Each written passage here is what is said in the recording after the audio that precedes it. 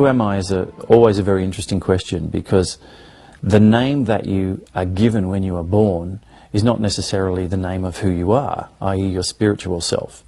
And a lot of people change their name during their lifetime because it doesn't resonate with them and they go to something that works a bit better.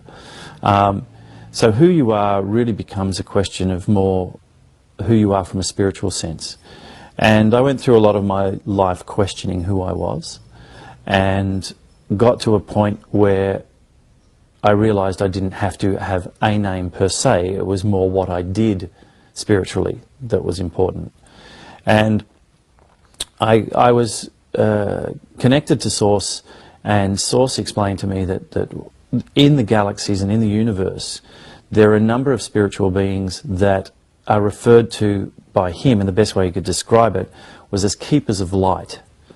Now, keepers of light are like roving librarians with microphones and video cameras. They go around and they record all the vibrational energies of a civilization and existence, and the way they do that is by incorporating into that existence. So they would incarnate into a human form and experience all the things that go on in a human form, and thereby recording it all in their DNA, which is a cosmic DNA. And they would spend hundreds, thousands of lives on a particular planet recording everything. In particular, like on Earth, I've had over 4,000 lives here. Can I remember them all? No, I can't. But I get flashes every now and then when it becomes relevant. And then that's just on this planet, and there's been other lives on other planets as well. So you get this like a massive library, and the library exists in not just visual images, not just sound recordings, but also in emotions, and every form of possible experience is recorded.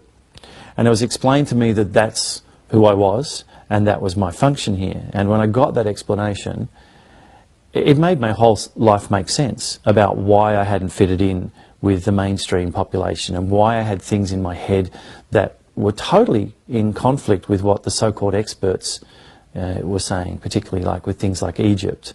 Every time I read a book on Egyptology, I'd go, that's wrong, that the timings are wrong.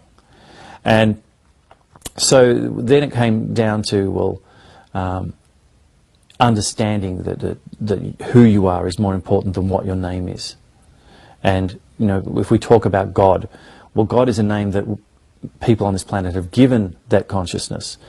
God itself has no name and has no need for a name.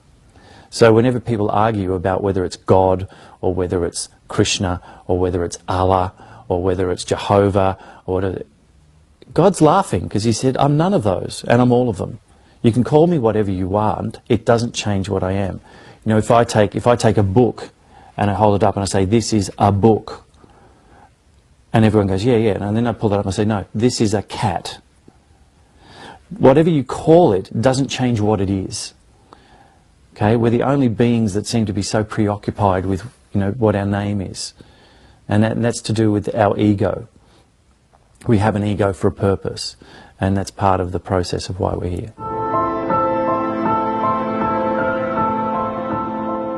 The process of being here is to experience, end of story, just to experience, is our higher consciousness. And if we understand there is only oneness, there is only the collective consciousness, there is only the source, there is only the singularity, the void, whatever you want to call it, it is a point, an infinite point of nothingness, an infinite point of consciousness. So it's all things and no things at the same time. And for it to truly know what it was, it needs a mirror. You know, you don't know what you look like until you look in a mirror. And once you've looked in a mirror, you go, oh, that's what I look like. Okay? Until that time, you have no understanding of what you look like. You don't know what you sound like until you record yourself and play yourself back. And anybody who's done that will tell you, oh, it doesn't sound anything like me. And everyone says, no, that's what you sound like. So our mirrors are not always complete. For instance, what we see in a mirror is a mirror image, not a photograph. And if you actually hold up a photograph of yourself while you look in the mirror, the two images are totally different. So what we see is often a reflection of everything that we're not rather than everything that we are. So we need some sort of feedback system, some sort of mechanism by which we can know ourselves. And this is what Source decided to do. It said, I need a mechanism by which I can truly know myself. So it created the absence of itself. And in doing that, created a process of fragmentation. And we are just a very small fragment of that consciousness. Like if I take a drop of water out of the ocean, it's still part of the ocean unless it chooses to think it's not. Okay? But it's a fragment of the whole. And what it's doing is it's choosing to experience itself through these contrasts, through these absences of itself. So the purpose of our life is to experience stuff so that we can become aware of our consciousness. And we're doing that from a higher level down. We're coming down to say, I'm going to choose to experience things in the mirror because that will enrich my true knowing of myself because I'll have experienced it rather than just known it.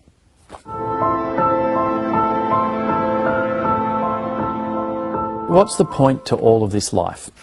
And it's really simply answered. Why do you go to watch a movie?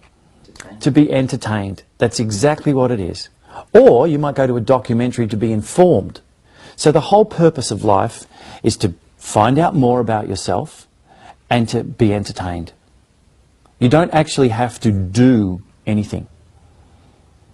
Okay? Things will happen along the way, the same way as in a movie things happen, but you don't have to do anything. The script's already written so that it will happen to you. So why are we here? We are here to experience the third dimension. The third dimension is slowed down energy. Everything comes from Source. Source is the highest vibration and all vibrations. But it started with the highest form. And then it starts to slow itself down. So as you come down through dimensional levels, and they're like, look, it's like a train track going from one place to another. There are train stops along the way which will have labels, but everywhere is continuous. So there's no fifth dimension and then a break and then fourth dimension and then third. It's like coming down through visible light. You know, if you look at a rainbow, you can't really say where red becomes orange, becomes yellow, becomes green and blue. It's a continuous shift and change. So this vibrational frequency coming down gets to a point where the more it slows down, it becomes light. And then from light it slows down, eventually becomes sound.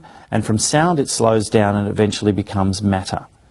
So matter is slowed down sound in this spectrum. So the third dimension is the lowest form of vibration. Okay, and there are subsonic aspects of sound below which we can't hear and we can't see, and subsonic aspects of matter, but they're considered the third dimension. And the third dimension is the highest forms of density and the lowest forms of vibration in terms of this whole field. So it's a way of slowing down things. And if you think about it, if somebody's talking to you really fast and you can't understand them, you say, slow down, slow down. And as they slow down their words, you get a greater understanding. So the third dimension is Source's way of getting a greater understanding of who it is by slowing down everything to a point where you can actually understand more detail. Like in a film. If I run it through really fast, it all happens. But if I want a detail on a particular frame or something, I have to do it in slow motion so I can see the real detail. And I can slow it down and I can just pick one frame out and I can analyze that frame. That's all that Source is doing. Source is slowing things down into a third dimensional concept.